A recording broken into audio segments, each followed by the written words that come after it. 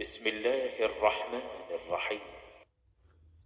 الله لا إله إلا هو الحي القيوم لا تأخذه سنة ولا نوم له ما في السماوات وما في الأرض من ذا الذي يشفع عنده إلا بإذنه يعلم ما بين أيديهم وما خلفهم ولا يحيطون بشيء من علمه إلا بما شاء وسع كرسيه السماوات والأرض ولا يؤوده حفظهما وهو العلي العظيم. خدا وہ معبود برحق ہے کہ اس کے سوا کوئی عبادت کے لائق نہیں، زندہ ہمیشہ رہنے والا، اسے نہ اونگ آتی ہے نہ نیند، جو کچھ آسمانوں میں اور جو کچھ زمین میں ہے سب اسی کا ہے۔ کون ہے کہ اس کی اجازت کے بغیر اس سے کسی کی سفارش کر سکے؟ جو کچھ لوگوں کے روبرو ہو رہا ہے اور جو کچھ ان کے پیچھے ہو چکا ہے اسے سب معلوم ہے، اور وہ اس کی معلومات میں سے کسی چیز پر دسترس حاصل نہیں کر سکتے۔ ہاں جس قدر وہ چاہتا ہے اسی قدر معلوم کرا دیتا ہے۔ اس کی بادشاہی اور علم آسمان اور زمین سب پر حاوی ہے، اور اسے ان کی حفاظت کچھ بھی دشوار نہیں۔ وہ بڑا عالی رتبہ اور جلیل القدر ہے۔ لا إكراه في الدين قد تبين الرشد من الغي فمن يكفر بالطاغوت ويؤمن بالله فقد استمسك بالعروة الوثقى لا انفصام لها والله سميع عليم۔ دین اسلام میں زبردستی نہیں ہے، ہدایت صاف طور پر ظاہر اور گمراہی سے الگ ہو چکی ہے۔ تو جو شخص بتوں سے اعتقاد نہ رکھے اور خدا پر ایمان لائے، اس نے ایسی مضبوط رسی ہاتھ میں پکڑ لی ہے جو کبھی ٹوٹنے والی نہیں، اور خدا سب کچھ سنتا اور سب کچھ جانتا ہے۔ اللہ ولی الذین آمنوا یخرجهم من الظلمات إلى النور والذین كفروا أولیاؤهم الطاغوت یخرجونهم من النور إلى الظلمات أولئك أصحاب النار هم فيها خالدون۔ جو لوگ ایمان لائے ہیں ان کا دوست خدا ہے کہ اندھیرے سے نکال کر روشنی میں لے جاتا ہے، اور جو کافر ہیں ان کے دوست شیطان ہیں کہ ان کو روشنی سے نکال کر اندھیرے میں لے جاتے ہیں۔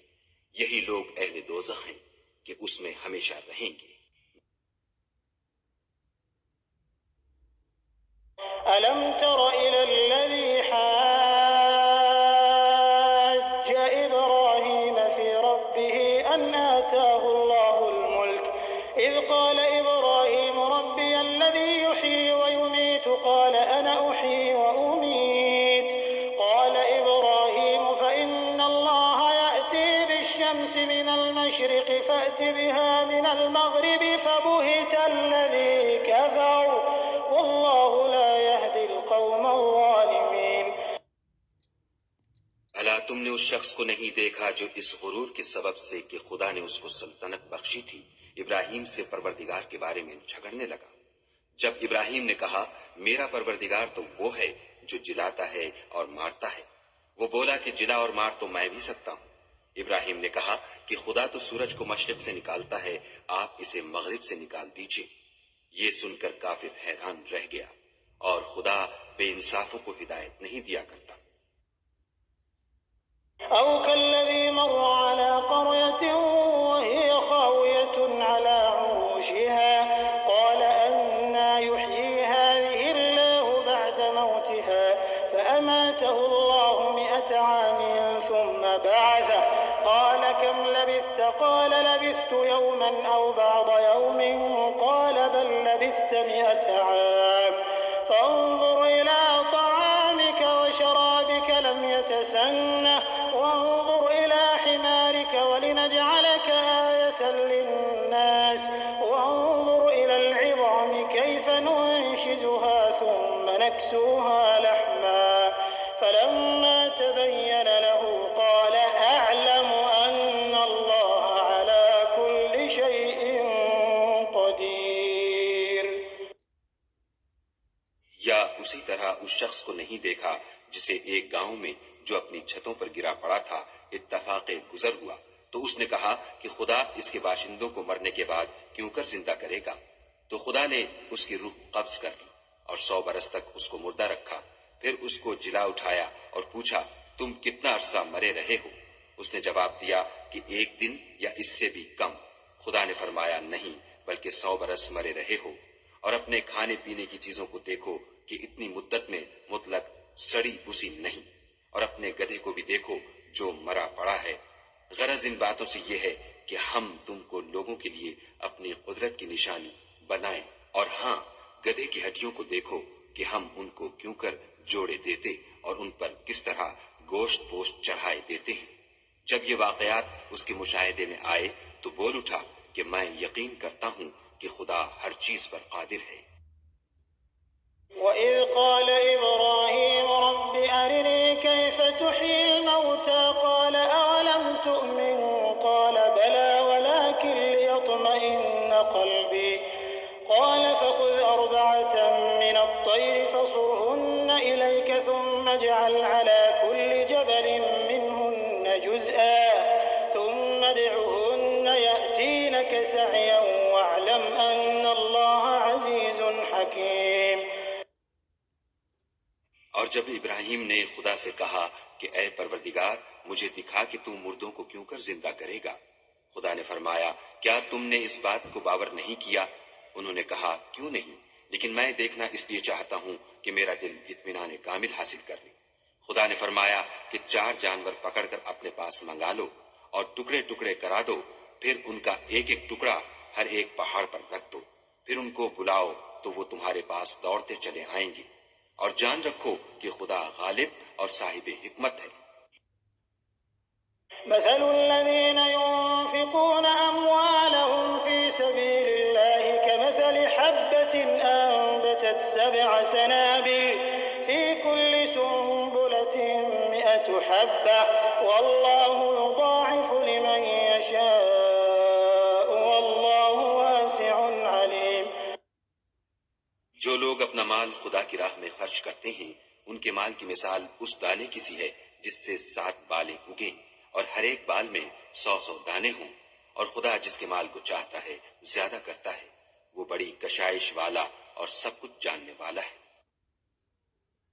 الذين ينفقون أموالهم في سبيل الله ثم لا يتبعون ما أنفقوا منا ولا أذى لهم أجرهم عند ربهم ولا خوف عليهم ولا هم يحزنون.